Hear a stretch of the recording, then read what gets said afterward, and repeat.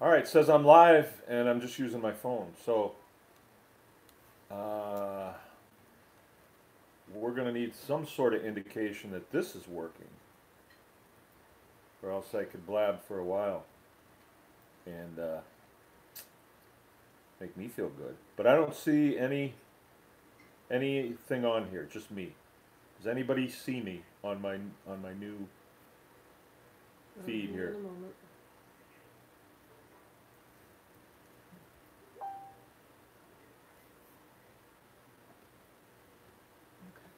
All right. And All right. are you getting a response? Yeah. Okay. Michael Brown. Will it switch over to that? Yeah, Lorna's gonna move everybody over. So. Thing is on my phone it's really small, so I would have to be like.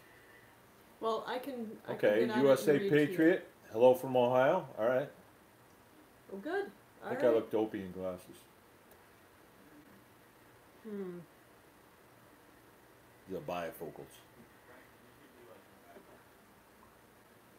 I have it up Okay. here. It's She not says so that bad. one's working. So. So there what? you We'll go. just use this one. Yep. Okay, I'm gonna need something to put this up on then. Whoop.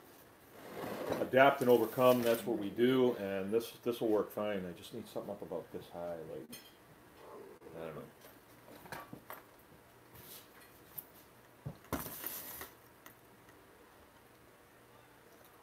All right, that worked good. And then, will you get the questions over there, or will I Yeah. just get them on here? Yep.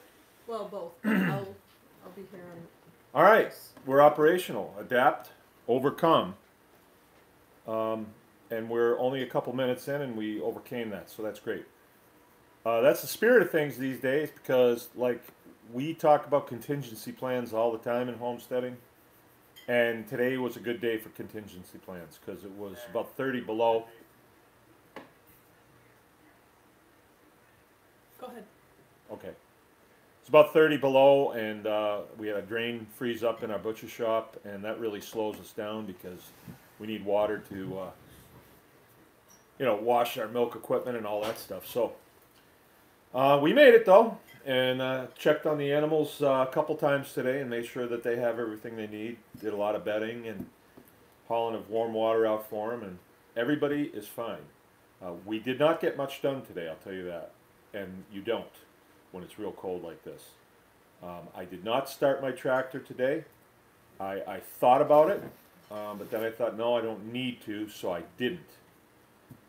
Okay, Jill says, hello everybody, and thanks for your patience, so I'll reiterate that. And then I'm going to start off tonight with questions from last week that we were not able to get to, because last week we lost our connection.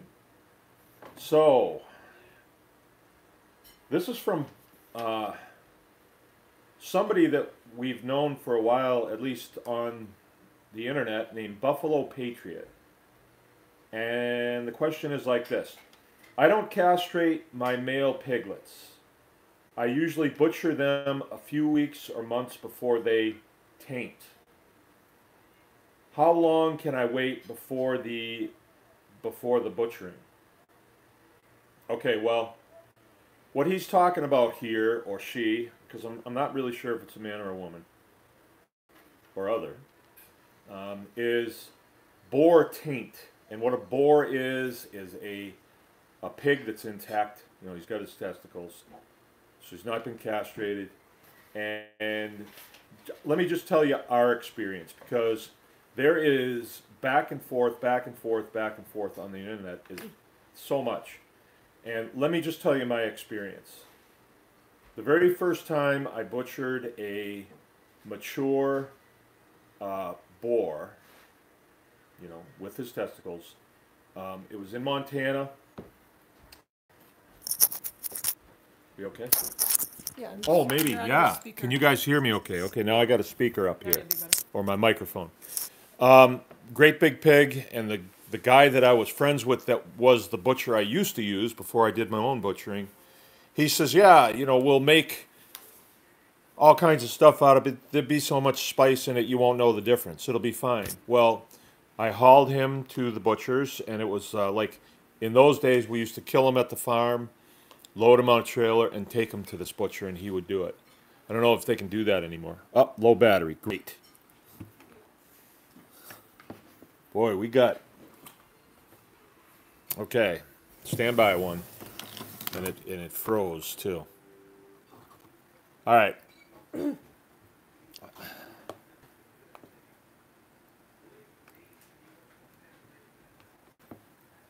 All right. I'm going to have to move location of this because I don't have the length of the cord. Okay. I'll continue with my story. All right. What's going to go wrong next? All right.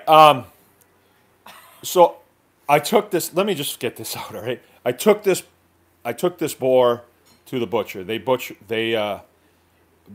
it down and they made all kinds of neat stuff out of it. Sausages and summer sausages and pepperonis and all this really cool stuff. Jill went and picked it up, I think 3 weeks later. I got home from work, and as soon as I walked in the house, I had this familiar smell, but I didn't quite know what it was.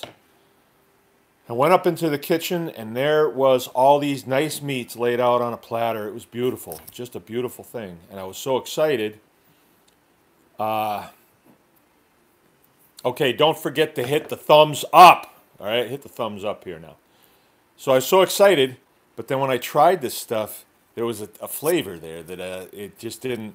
If you've ever urinated on a campfire, that was kind of the way it was. And I was just like, wow, none of it tasted good to me. It all had that flavor to it, that kind of urine-y. And it was, you didn't taste it right away. It was kind of when you breathed out, you'd taste it. So I talked to my butcher friend about it, and he says, oh, yeah. You're going to get that because you killed that boar and you got his blood on your hands. And when I smelled his blood, it smelled that way too. And that is what's known as boar taint. Boar taint. All right? So, fast forward the tape. We moved to this farm in Michigan. I had a boar that wasn't doing well. And I decided, well, I'm going to butcher him. So I did. And I had a really bad cold that day. But when I opened him up, it was the same thing. Just this really bad smell. And I brought the kids down and said, hey, smell this. Does this smell bad to you? They're like, yeah, terrible. So we made dog food out of him. Okay, then fast forward several years later after that, like maybe 6 years or 8 years after that, we were staying at somebody else's farm out in Vermont. And they were raising Mangalitsas like we do. I think they'd even bought one from us. And a lot of time had gone by, and he was too big. They were feeding him with their feeders, and he got monstrous. And they decided to butcher him. And they listened to people on the internet about, well, just separate him from the sows, and you won't have any problem. So they told me that they did that. And then and we were staying in their guest house. And the day that we were leaving, they said, oh, there's a bunch of sausages in there. Help yourself to those sausages. So I forgot about the conversation. Jill started frying those sausages. Same smell. Same exact smell. I mean, and it was, to me, it's inedible. But now what we found is, to them, they didn't taste it at all. It didn't register with them. So here's where I land on this boar taint thing. If you don't want it, castrate your pigs when they're 2 weeks old. It's easy, it's quick, it's painless. Just do that. If you don't want to do it, then don't do it. But I wouldn't try and convince people that there's another way to do it. Because we've heard all kinds of things. You know, you put a dead frog in your pocket at midnight and there won't be any boar taint. I've heard all kinds of things. And with my experience at this point, I do not believe it. So that's it. It works for you, Buffalo Patriot. Good. But it didn't work for me, and my advice to people would be castrate your pigs. If you're going to feed them out for meat, castrate your pigs. Is that it? Do I have another one? From Sean. You do? Do you want a current one? Yeah. If Sean comes, I'll answer Sean's questions. Okay, I'll take the current one for 300. Funny Farm Feed Folks from Alaska. Oh, from Alaska. We have a great story of farming and life. can you please share what you do when everything seems to go wrong with farming and life? What do you do to push out of it? Days that you just don't care, days you want to stay in bed. How do you get unstuck? I think you did a video today kind of like that. Yeah.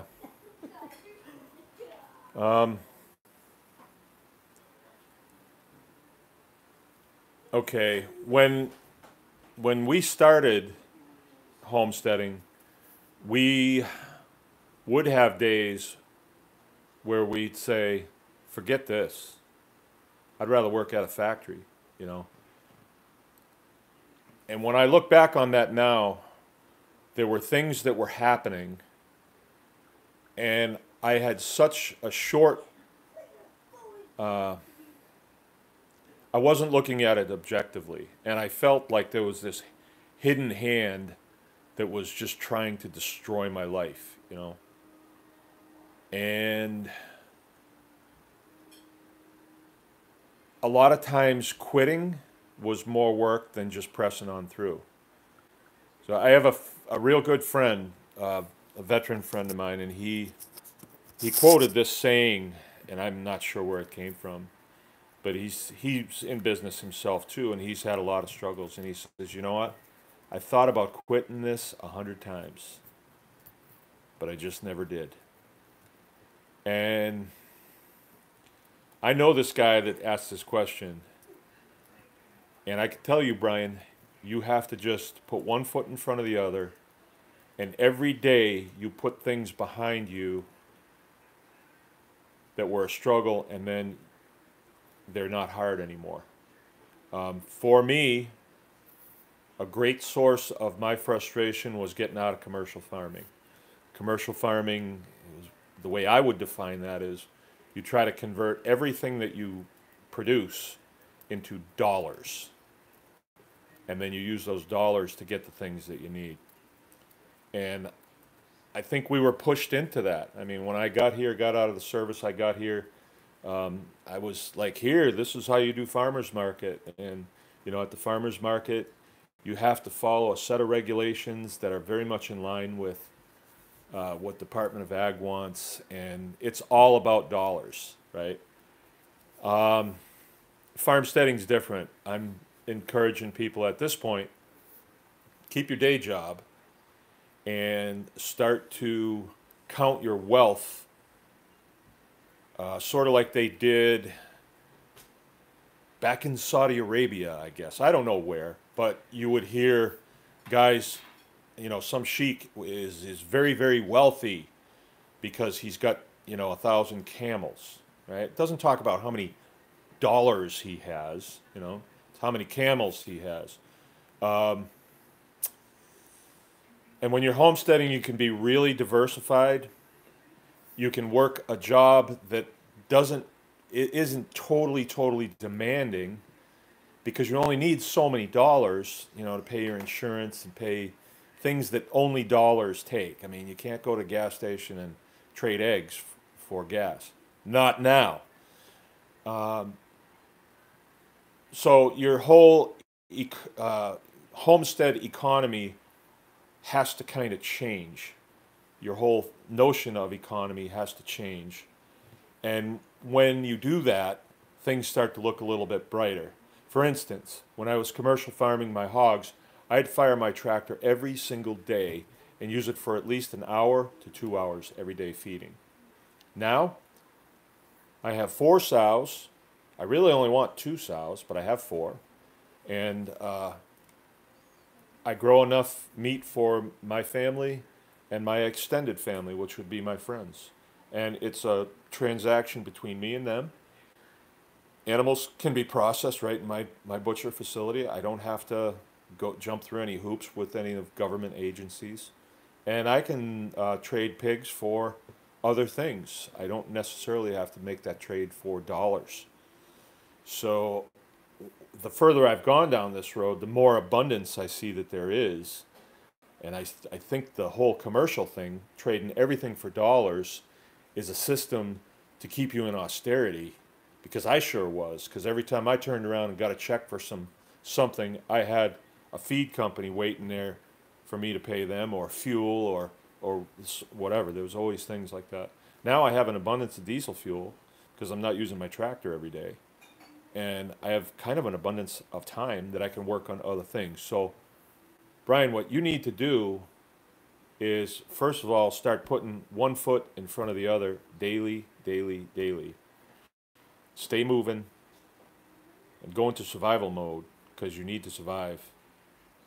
And I'm going to leave it right there, but maybe we need to talk on offline. Next question, please. Go ahead with Sean's question. Okay, I'm going to go with Sean's question. This And is Rick Ayers said, "Hi, Mark. Good chat." Rick Ayers?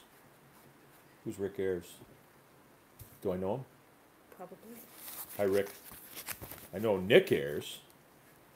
Maybe it's Nick's brothers. This is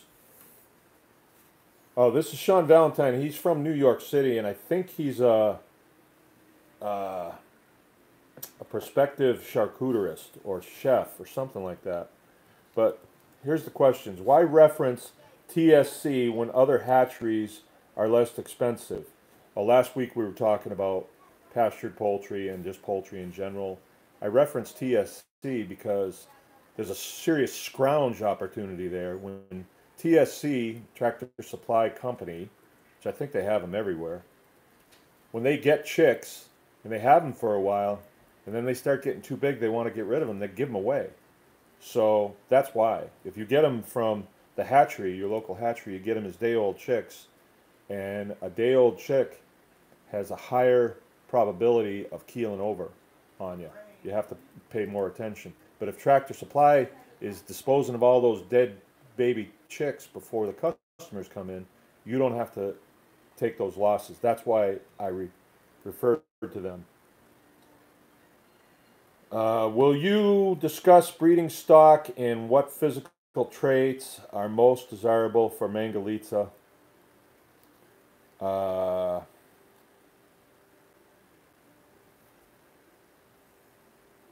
Okay.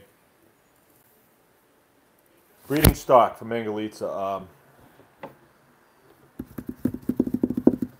It depends what you want to do. If you want to sell breeding stock, then I think you need to start establishing a paper trail of where those animals came from and their breeding lineage. All right? Because people want to see that stuff when they're buying breeding stock. But if you're going to be in meat production, like I am, I'm in meat production, and my customers are my family, my friends, and my kids that are out of the house. I don't really, they don't care if they're, papered or whatever.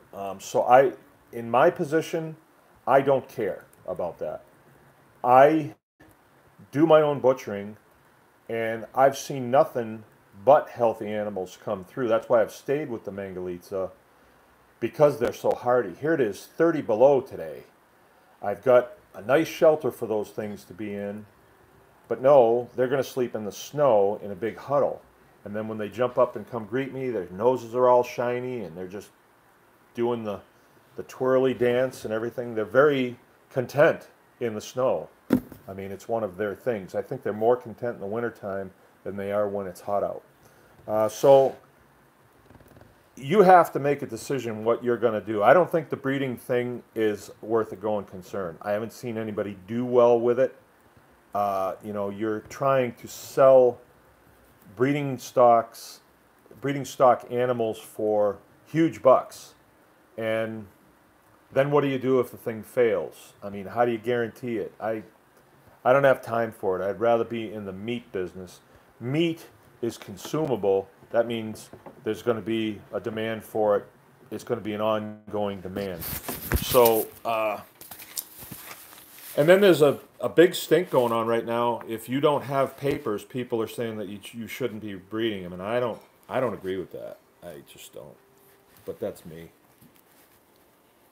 All right, preservation of meat and produce. Sounds like Homesteaders Guild topic. Okay. Homesteaders Guild, for those of you that don't know, is a program that we have where I pick the topics every week, what we're going to talk about. It's 12 weeks, We have a fall session that we've already got in the can, and then we have a winter session that we're in the middle of right now. But I kind of see it as people that want to get into homesteading, they want to get into farming. You probably should go alongside with somebody that's done it for a while, and they can guide you, and that's what that's about. Now, I'm not going to let you guys that have no experience pick the topics, because you're going to pick topics that are not relevant to a successful operation, which I have one. So I pick the topics on that. And meat preservation is a great topic. It's a fall topic. We haven't covered it in the Homesteaders Guild yet. But I will tell you this, Sean. Meat preservation is paramount. And until the advent of probably about World War II, when they started using a lot of nitrates in meat to keep it preserved, they did that, and then they sent that to American GIs that were fighting in World War II. It wasn't done that way. It was done a more way that's conducive to the human body. You know, if there's a bunch of nitrates in a can of Spam and you eat that, most of it, you're going to just crap it out the next day. You're not going to get anything out of it. So meat preservation is a smart idea to know how to do it. And I will recommend right now to all of Ewans, there's 2 books that we recommend. One is Charcuterie, and the other one is, what is the other one? Salumi. All right, you can find them on Amazon. They have great pictures in them. Very helpful. When I got into Mangalitsa, the charcuterie book was actually kind of used as a textbook at the first training session that I went to on the pig, which was out in Seattle. And we butchered a pig out there, and we got to look at the pig from the inside. And that's when I was first introduced to the pig. And then the man that wrote that book, he's from Detroit. His name is Brian Polson. He's one of the authors. I called him. His number was in the book. I called him, told him who I was, told him that I was doing Mangalitsa, and he came up to my farm and he saw the pigs. And, you know, I guess we're friends. We're friends on Facebook. So you should pursue that, and it is up and coming. The problem with it in the commercial world is the methods that you use in charcuterie to preserve meat. Department of Agriculture, they don't teach that in colleges anymore. So it's all foreign to them. They think that meat has to be, you know, below 38 degrees or frozen, and you can't cure meat at those temperatures, you know. So there's a little bit of a conflict there, but I think now is the time to get into it and learn, and you'll know something that nobody else on the bus knows. It would be a good thing to do. Next question. Yep. They're really rolling in. This is our 3rd week, and I think we have a whole lot more. Question from Amanda. Question from Amanda. Does Mark have any suggestions regarding keeping animals alive during these extremely cold weather, especially chickens, goats, ducks, pigs, rabbits? Okay. Yeah, we should talk about this right now. There's a lot of people that are new homesteaders.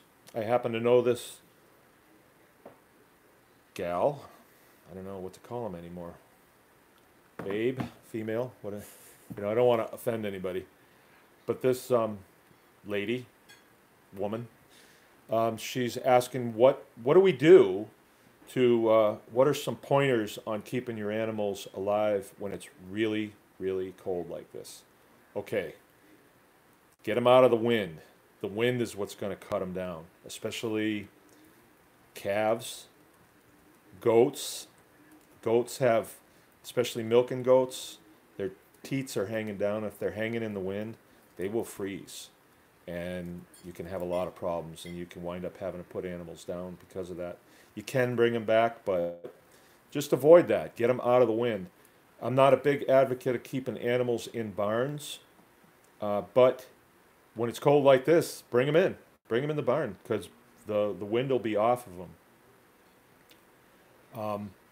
Give them the energy that they need So when they need to turn their thermostats up, they have it in their fuel tank. All right. So my calves, I've got a bunch. I've got 6 or 7 calves, and they're young, and this is tough on them. They're not with their mothers. They're just in a group.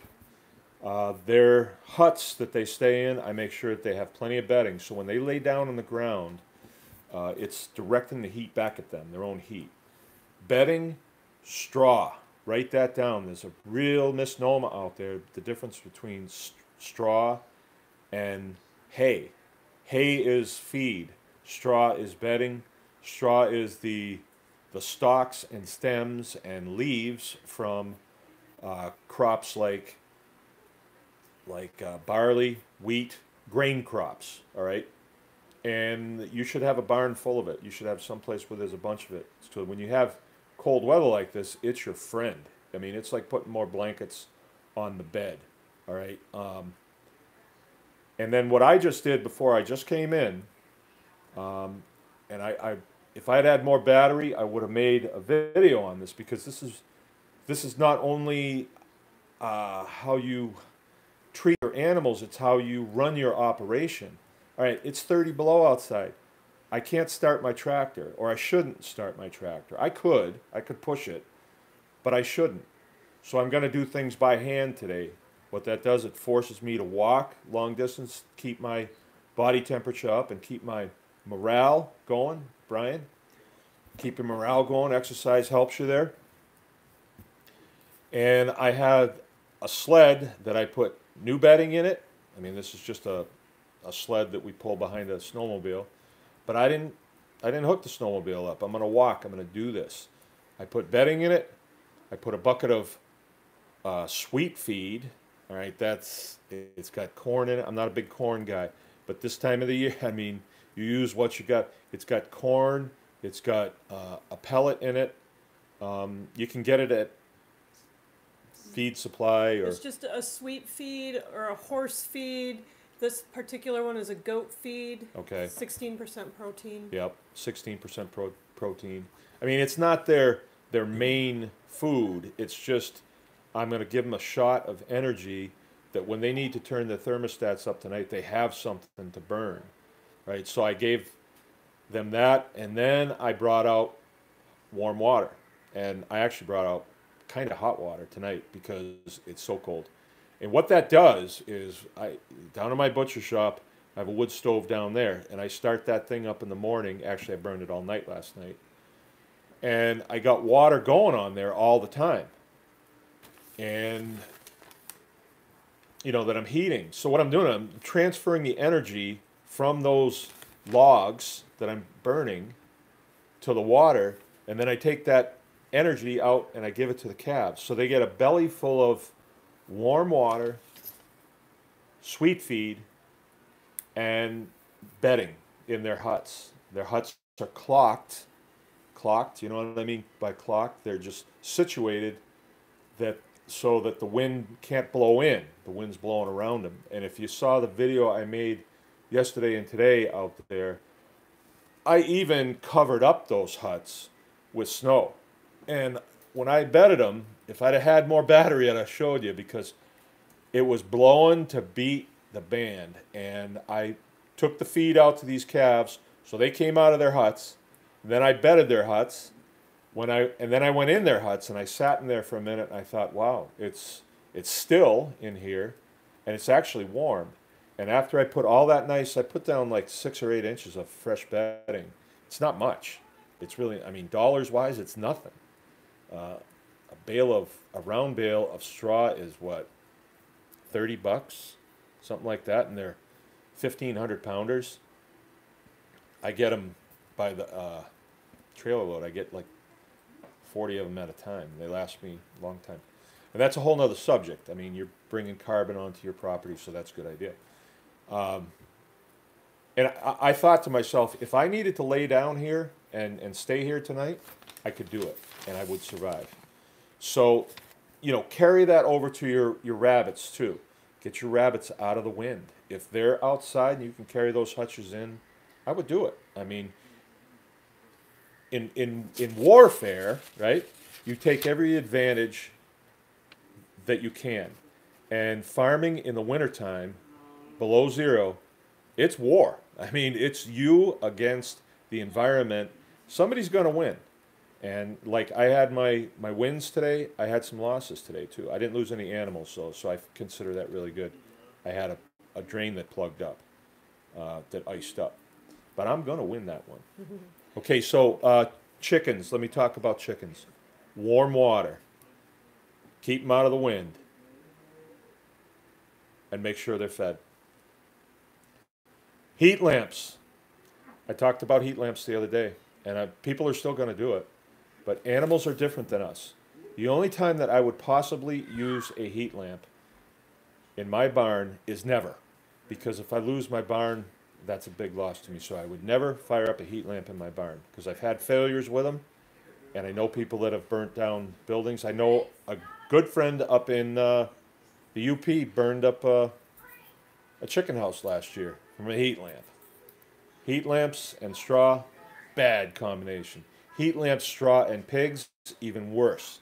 Because you think it's out of their reach, and they see that glowing thing up there, they've got to bat that around, and before you know it, they break it, falls on the straw, and you've got a fire in your hand. So heat lamps are bad.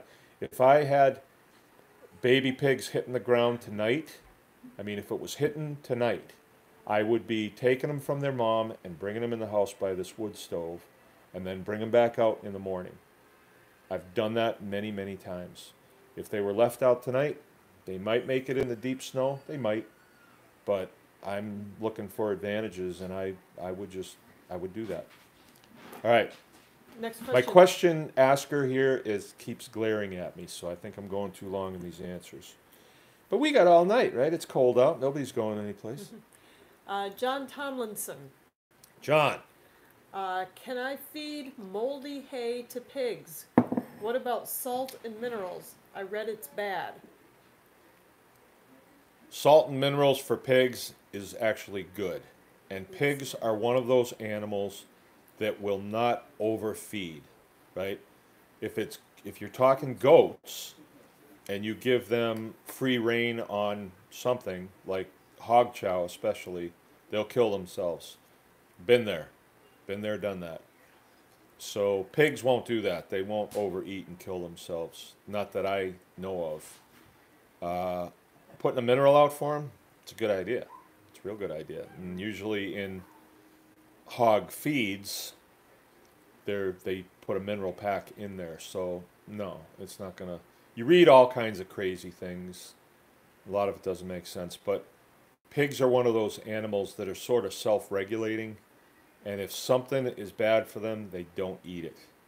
And there's not too much that I've seen that's bad for them. As far as moldy hay goes, I think they would say, hey, can I have a little more of that mold on here this next time? They'll eat it, and it's not going to hurt them. Pigs are super tough.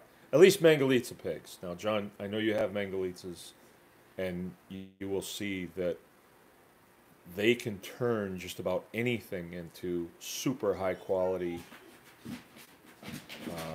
protein and fat. So I think you're onto something. They'll be fine. They'll be fine. Okay. Next question. I gotta get back up to it. I would like it so you guys can hear the question asker. Ryan from South Texas wonders, what brand of tractor and should it be 4x4?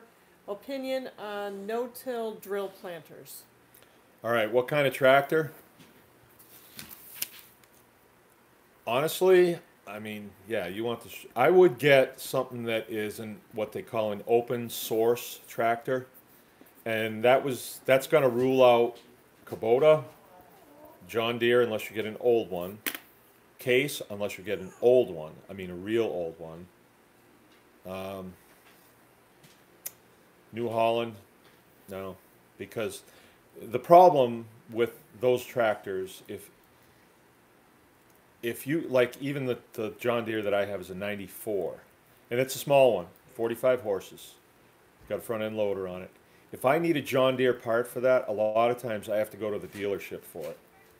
And the dealership is known for taking chunks of flesh out of you before you leave. So if you can get an open source piece of equipment, like here's an example. I have a Heston, a 1964 Heston haybine. And for those of you that don't know what a haybine is, it's sort of like a mower. And it's got a bar on the front of it that is called a sickle bar. It's got teeth that stick out like this, and then they go like this. And so when you're going through the hay, it cuts it, and then it takes it up through a set of rollers and spits it out the back. That was built in '62. I can get parts for that at Tractor Supply. You know, the bearings are very standard. The chains are standard. Sprockets are standard.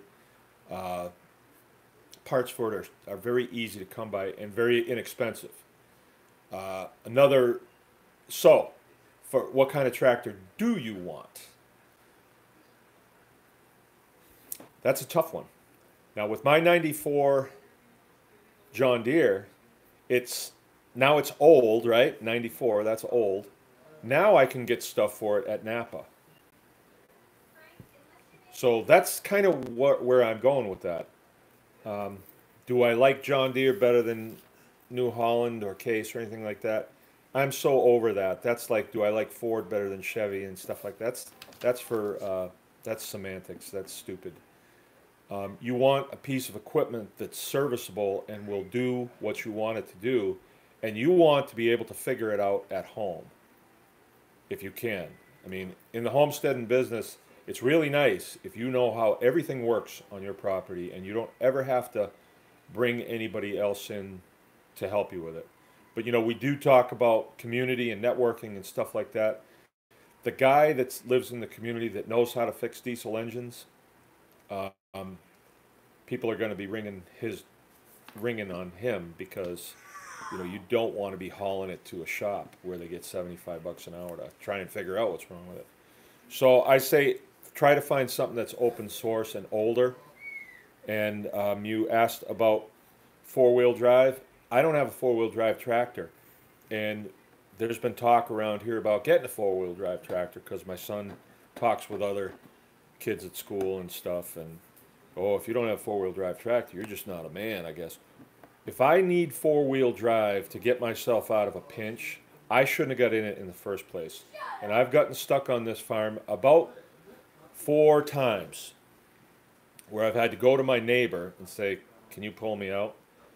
And I don't do that anymore because I don't like to interrupt him, and I don't like walking, right? I don't like to have to do that. So if something looks squishy, I don't drive in it. There's no reason for me to do that. I suppose if I had a four-wheel drive tractor, I would, but then you make a mess. So I just stay off stuff. Now, you might live someplace where you gotta have it, or are doing some function where you gotta have it. I don't, and I do not want it. I am gonna buy a new tractor here coming up soon, and I need what they call a farm tractor. So I'm using my loader tractor to pull my haybine and my baler and bring the hay up from the field. I need just a tractor that has more horsepower, like 60 horses, and I'm able to turn my baler and that way I don't have to overtax my small tractor. So I'm looking for something that's a little bit more open source, and I'm not worried about age on these things. My my go-to pickup truck is a '74 Ford F-250, and I can get starter motors for that for $28. We used to have a Dodge D250 with a Cummins engine in it. Starter motor for that was $600, and they didn't have them on the shelf either. So I don't know. When you're going to buy equipment, there's a better mindset than, oh, I can't be seen in the field in this old thing.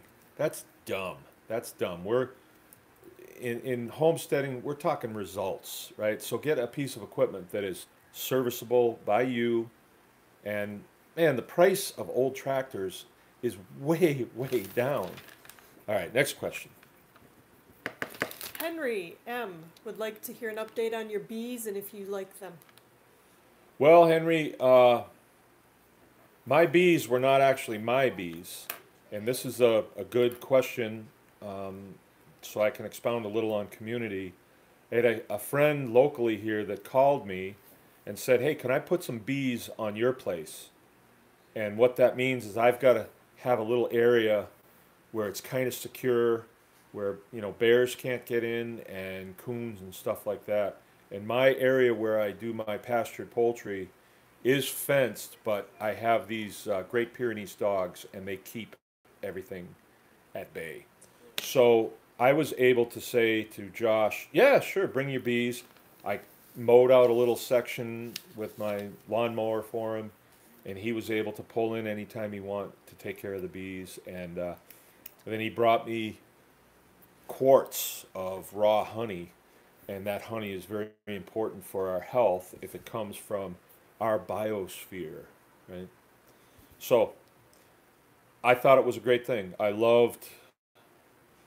got stung by one of his bees. It was an experience. It was great. I'm really wanting him to come back next year.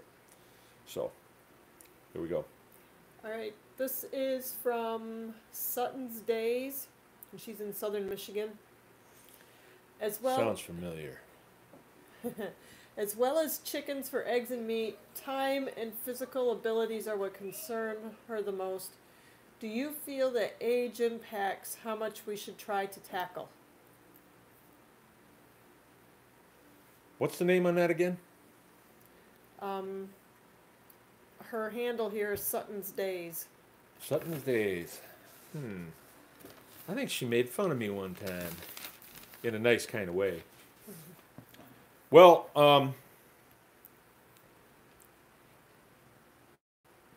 I think you can turn back. Like she's asking if she's, of course, I mean, if you're concerned about wrestling calves, you probably shouldn't be doing it, right? Like if I'm close to 60 now, and I think twice about hurting myself, where I never used to thought I could get hurt. And so, yeah, I like to give my kids experience too, so I'll have them pick up heavy things because I say, well, I've done that plenty of times, and I'm trying to develop their strength, right? But I mean, if there's things that you really want to do that are kind of on your bucket list, I say do them. And then if you run into it to where you can't because limitations, try a little harder. And maybe you'll limber up a little bit, and maybe you'll find something within you that says, what, I'm overcoming this. I'm not done yet. I mean, my father was still going strong when he was 90, and I don't want to be succumbing to any of these problems now. Today after lunch, all right, we were out early this morning and just in the cold, heavy clothes on all day. After lunch, I sat here for a minute, and I got so tired that I pushed this chair out of the way and I laid down on that floor right there in front of that wood stove, and I was out like a light for close to 2 hours. I could hardly get off the floor, I was so sore.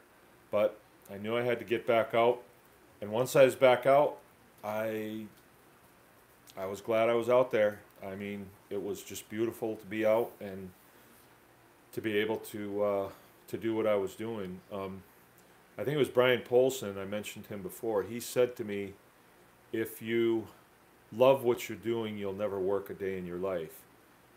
So I think maybe if you're, 60-ish and not as limber as you used to be, and you went to work for a general asphalt contractor or something like that, and they were pushing you to faster, and that, I don't know if I would do that. I don't think that would be healthy for you. But if you pick a goal, poultry especially, and then get smart about it, get a plan together, and then just execute it piece by piece by piece, like they say, eating an elephant one bite at a time.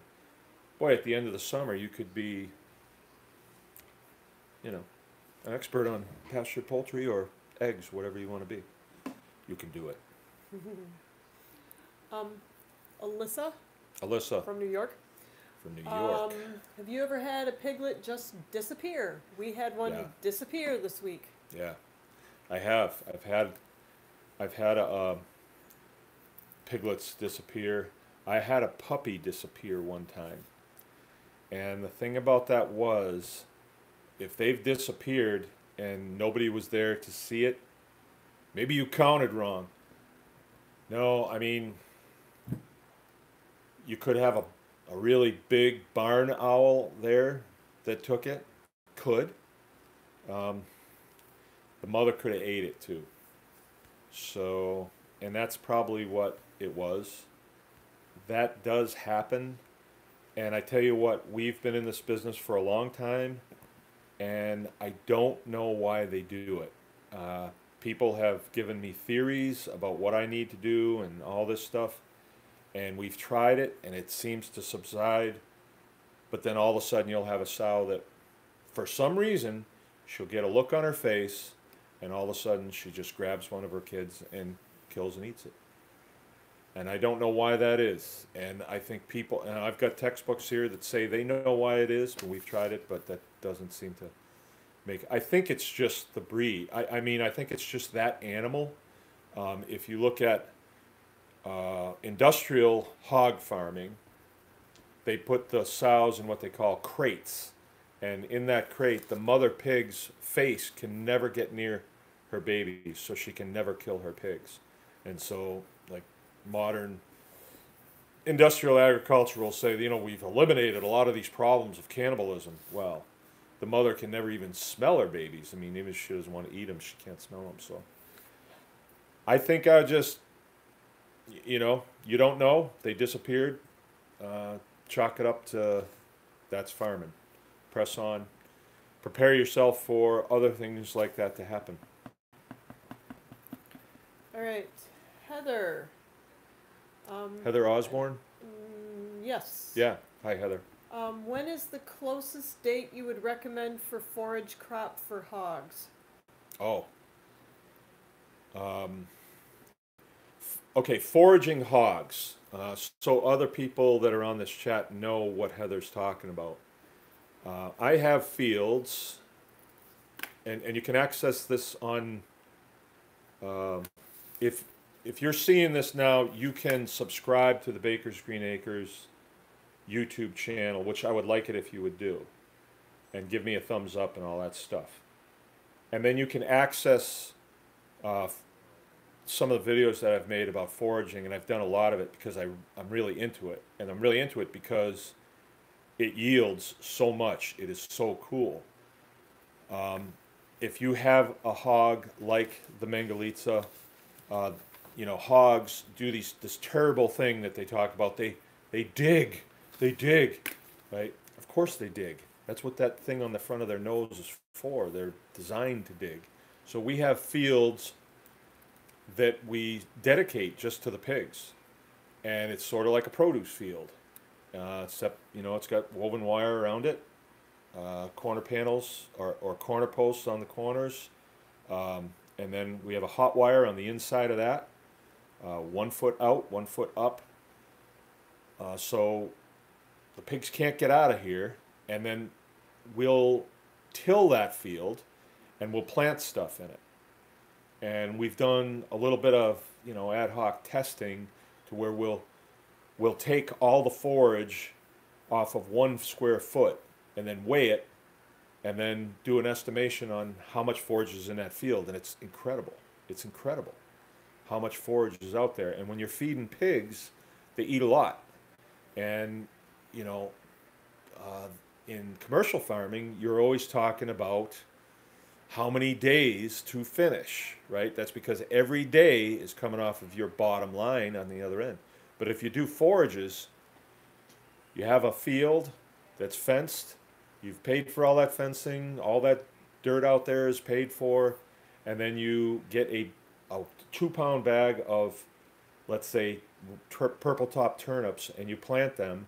You're getting 5 to 10 pounds of forage per square foot. You don't care how many days those pigs are out there in that case, because you've invested $4 in seeds, and then while this whole thing's going on, the pigs are eating the turnips, they're eating the tops, and they're manuring back to the field. And so the field is increasing in fertility instead of going the other way, and you're not paying anything for hog chow or things like that. Never buy hog chow. Hog concentrate, bad. Somebody needs to ask me why, and then I'll answer it. But so when would you start that? All right. Here, what I do, I have fields that I want to get a start on. I want them seeded as quickly as possible, and there's a process called frost seeding. So here we get a lot of snow. So you can take a snowmobile, and you can have somebody driving it and somebody sitting facing backwards with a seeder. And I use this Earthway seeder that has a bag on it, and you crank this thing. Thing cost me 21 bucks, and I probably paid for it 15 years ago. It's been paid for forever. And I should get a better one, but this one works good. So why? So you can put your seeds in there, and you're going to want to get stuff like stuff that works for frost seeding, not stuff that they say will work. Stuff that works in your area, you will know that when you ask around and find out what works. And if nobody knows, then you're going to have to ask somebody that's not in your area and try a few things. The seed is cheap. You can get it from, like I get it from the co-op here, or you can get it from Tractor Supply, Family Farm and Fleet, or you can go on Johnny Seeds. Actually, for and seed. they'll send it to you. Yeah. So, but what works for me is field peas, turnips, and fodder radishes, also known as daikon radishes. I had this tremendous, that's another story, but I had a tremendous crop one year, and these things were 24 inches long, and about 12 inches of it was under the ground. This great big radish like that, beautiful white with a top on it that was just unbelievable. And when you're doing forages like this, I mean, those are beautiful radishes. And let's say I went out there with a fork and I dug them and then I took them to farmer's market. Well, people would say, oh, there's a wormhole in that one. But when you're feeding the pigs, they don't care. And I don't have to go out there with a fork to dig it up. They dig it up. And when they're digging forage radishes up, they're staying away from the fence. And I like when they stay away from the fence. So when would I start? As soon as possible. If you can frost seed, I would recommend doing that because I've had tremendous results with frost seeding. But other than that, as soon as your ground is open and it's not too muddy, you can get out there and rough the ground up and put down some seed, broadcast it, however you want to do it. You could use a drill if you want. And when it comes up, it's really up to you when you're going to turn the animals in on it. In my case, I've turned the animals in on really small turnips because I had other fields going, and I've made several videos on my grow area that I call my grow area, and it's a field that's 300 by 100, and it's divided up in 3 100 chunks. So I can isolate the pigs on one end and then move them to the middle one when that's ready. And then once they clean that off, I move them to the third one. And by the time I'm ready to move them back to the first one, I've got pretty good growth over there. So that's a pretty deep subject, but foraging is it's a guarded secret. There was a guy that turned me on to it. Old guy, worked for the extension service. They don't have guys like that anymore. Guys at the extension service, they try to push you towards industrial agriculture or the whole money system or a farmer's market. And you don't want to go there. But this guy would say, you've heard the saying that there ain't no free lunch. I said, well, that is not true. There is a free lunch. You don't pay for sunshine, you don't pay for rain, and you don't pay for the biosystem of that soil out there that you're charged with managing. But I grow so many tons of feed, I mean so much feed every summer, and pay very little for it. Okay, next question. Meredith's Mayhem asked, do acorns really change the flavor of pigs if a large part of the diet? other foods in large amounts. Are pumpkins good for worms? They seem to like the rotten pumpkins. All right. Acorns. Acorns and pigs kind of go together. When I watch pigs eat acorns, I think that there's some design going on there, because you watch a pig eat acorns and they seem to be able to do it very efficiently, very quickly, and they kind of know how to do it right off the bat. Okay, why acorns and pigs?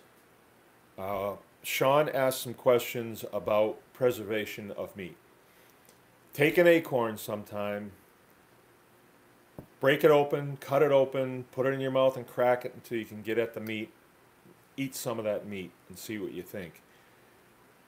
What you're tasting is tannic acid, and it doesn't taste so good. Not to humans, it doesn't taste good at all.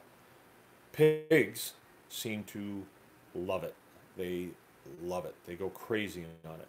When we go and pick up a lot of acorns in the fall, and I don't have oaks on my place.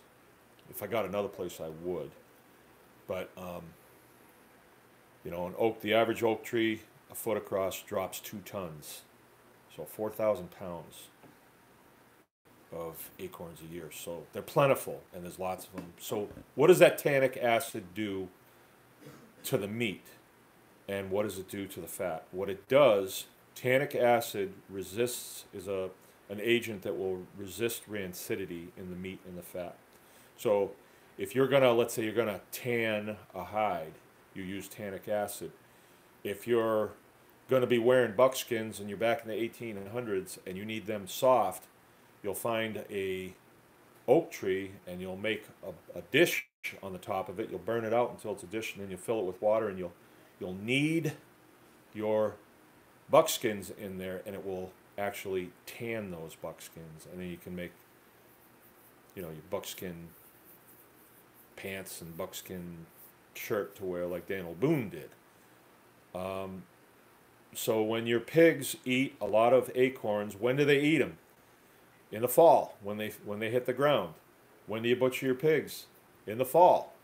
So they get a lot of tannic acid in them, and then you kill your pig. You take the rear leg off, you put a little bit of salt on the bone, you put a lanyard on it, and you hang it at 60 degrees, 60% humidity, give or take 20/20, and you will have a dry cured ham. And it's not brain surgery. There are people out there that will tell you it's dangerous, you'll kill yourself, pathogens. But we do it all the time, and we've been doing it for a while. It won't work if you try to do it in the summer, because in the summer there's flies that will lay eggs in your meat, and it won't work. It has to be done in the fall, and it has to be after you've fed acorns. Acorns are kind of oily. Will it affect the flavor of the meat? It sure will. But if you look for acorn finished prosciutto, and prosciutto is just an Italian word for dry cured ham, you pay top dollar for it because it's good. It's woody, tastes really good. I have one hanging down there in the shop, and my kids walk by it and they cut chunks off of it all day long. So, was there another question about feed and something else? Are there other feeds that affect the flavor? I have experience with feeding flaxseed. Wasn't me, but there was a guy that did it, and he got a lot of flack because the fish or the pork tasted fishy, right? And I gave him a real hard time about fish pork, and I said, you know, people might really like this. This might catch on, fish pork. You know? Okay. So that's what I know about that. Jill just got a phone call. I'm ready for the next question. Yes, sir. Tim Beverly from Fredericksburg, Virginia. Did you ever finish your compost spreader? Oh, yeah. You didn't see the video on that. I did, and I used it all summer long. I'm a big compost maker. and it's one of my favorite things to do, along with snow plowing and mowing grass. But I love making compost, and compost is kind of good for what ails you. You know, it's like a silver bullet. Um, if you feed the environment that you live in, it will feed you. And that is kind of what homesteading is about. You're creating an environment around you. And I made this compost spreader out of a 300-gallon round fuel tank. And I cut a lid in it so I could open it up. And then I made a bunch of holes in it. And then I put an axle through the center of it so when I would pull it, it would dispense. It's kind of hard to explain, but you can go and you can check my videos out on it, and it worked really good. And I started spreading compost, you know, everywhere, on the lawn, on the garden, on everything, you know, and it really had a great effect. I'm also a big biochar proponent too. I make a lot of biochar, and I would recommend everybody look into that. If you ask me questions about it, I'll answer it. Okay, I'm going to skip over one and come back to it. This is from 2 Quacks and 5 Clucks Farm. I think I saw that they were in Pennsylvania. How long are spent grains good from a brewery? They're picking up about 300 pounds Saturday for their 4 Mangalitsas who are 3 months old. So just little. I've never used spent grains from a brewery. I have a friend north of me, and I asked him about it one time because at one time there was a brewery that was wanting me to come get their spent grains, but they were only gonna have about not much, and it wasn't worth my travel time. So I never have used them personally, but I did ask a farmer friend of mine that is he's 70 and he's been farming all of his life. He said that spent grains are really high in protein. I don't know that, but I think he knows what he's talking about. So this time of the year, I think you're going to be picking up sort of a slurry. I would take it out and I would dump it. And if you're in Pennsylvania, you're not going to have a problem with that. And I don't think you can give them more than they can. They're not going to kill themselves on it, I don't think. But you know, you're going to want to balance that protein out with some carbs. So give them some hay, I have a junk bread contract, and I feed a lot of bread. And if they don't want it, they don't eat it. You're not going to kill them. I don't think you're going to kill them. But like I said, I don't have personal experience with it. But I have a lot of personal experience with Mangalitsas, and I've fed them a lot of things. And I don't think I've killed one yet. I know I haven't killed one yet. So that's my best answer for you. John Tomlinson again wanted to know what are working temps and raw time for working temps and time for raw pork.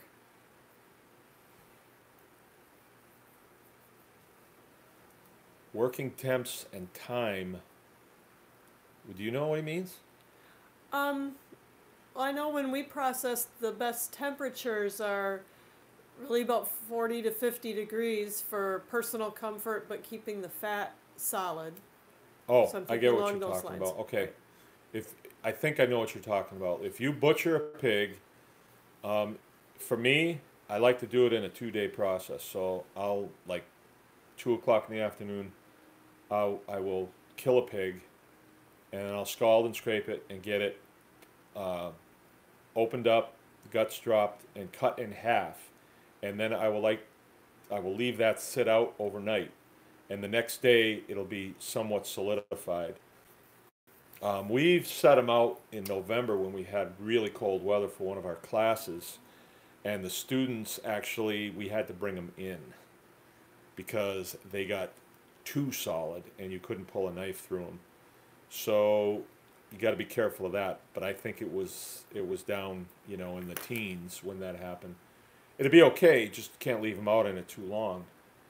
But like Jill said, 40 degrees is great, and especially if you feed something with high tannins in it, uh, it's going to resist rancidity. Now, if you feed really cheap corn and a lot of it, you're going to have yellow fat and it's going to go rancid fast. And you're going to have to use something to counteract that. I don't recommend corn, you know, and I don't recommend hog concentrate. I don't. If you've ever been near a hog farm that uses hog concentrate, or maybe you've done it, pig. You smell pig. Just terrible pig smell. It smells like if you get in a car with dog manure on your shoe or something, and it's hot in the car. You know, it smells that, and it's just terrible smelling. We don't use it, and there's good reason for it. You will avoid a lot of health problems if you don't use hog chow. Of course, people are going to do it. They're going to hear what I say, and they're going to say, well, the guy at the feed store said, you got to use hog chow. Yeah, okay, use hog chow. You'll stink the place up, and then you're going to have all kinds of things come onto your farm. Viruses and lots of things that you don't need. Parasites, you name it. And then you're going to wind up spending a lot of money on A200 and a lot of other drugs. To counteract that, then you're going to wind up with sort of an imbalance, and it's going to go back and forth. Okay, next question. I think you already answered actually the next question, because you had a couple people bite on hog chow. Yeah. I can go on about hog chow. I'll tell you what happened. Here's a story. I gave some pigs to a guy, little ones, and he took them, and I said, do not give these things hog chow. If you do, you're going to have problems on your place. And he took them, and he didn't really adhere to any fencing disciplines or anything like that. They started getting out. They were a pain. Farming wasn't everything that he thought it was. He brought him back, but didn't tell me he was coming. And he just said, well, I'll just put him back in where the pen where they were. Well, he had fed him hog chow. I lost 5 or 6 or 7 or 8 or maybe 10 pigs that year. It was in the wintertime, and whatever they got through that hog chow, they spread it into my herd. And I had quite a struggle getting rid of it, and it just took time for it to just go away. Mangalitsa pig is a heritage breed, and they are designed for survival. Let me tell you what's in hog concentrate. Hog concentrate is a component in hog chow, all right? And that's what makes that terrible smell. When they take hogs to these huge slaughter plants and they slaughter them by the millions, everything that they can't put in a Spam can, they dry it out, they make a powder out of it, and that's your protein concentrate, they call it, and they say, boy, without this, pigs just won't grow. Well, I haven't used it for years, a lot of years, and every time I did, I had problems, and a lot of my friends too. So don't use hog chow. Trust me, don't use it. It's about time to wrap up. We'd go a little longer. Do we have another? Questions? We're out of questions, and we've gone. Have we gone? 8:17. We've gone. It's 8:17. 8:17. Okay, so we've gone long enough. So I'd like to wrap it up now. We're going to do this every week, and if you would help me here by hitting the like button and the share and all that good stuff. This is the way this shook out was, it seems as though we have like 3 different groups of videos that come out. And one of them is the Homesteaders Guild, and that's where I am guiding prospective homesteaders, and so I pick the topics. And that's the one where you got to pay to be in that group. And then we have a live discussion on Tuesday nights, but it's a face-to-face deal, so I get to see the students in the class. And it's broken up into 4 sections, you know, summer, fall, winter, and spring, 12 weeks apiece, and I'm the one picking the conversation.